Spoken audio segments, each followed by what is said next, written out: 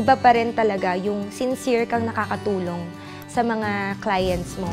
Pwede siyang mag-bloom to more businesses na bubuhay ka para sa ibang tao rin, hindi lang para sa sarili mo. Hindi ko akalaing ganito kasaya maging financial advisor. Akala ko, trabaho lang siya, another responsibility. Akala ko, panibagong trabaho. But then, nung nag-join ako sa Sun Life, I realized na hindi lang pala siya trabaho. Ang dami kong nagagamit ngayon na techniques and even yung character development, grabe talaga yung nagbago sa buhay namin. Alam mo yun, hindi ka nabubuhay para sa sarili lang.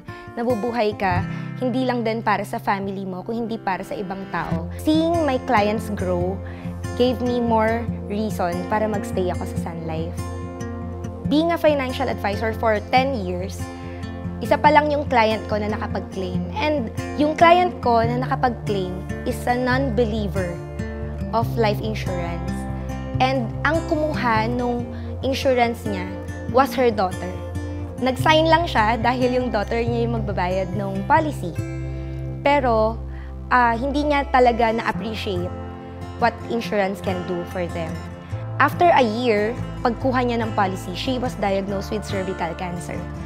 And because of Sun Life, napagamot siya. And today, she's cancer-free na for 6 years. And that client is my mother. Ngayon, nakikita ko sa mga anak ko that they are grateful.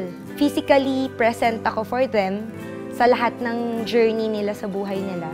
And ang tip ko sa mga gustong maging financial advisors, lalo na sa mga mommies, walang mawawala kung susubukan mo siya. Marami ka pang maidadagdag or maitutulong sa family mo.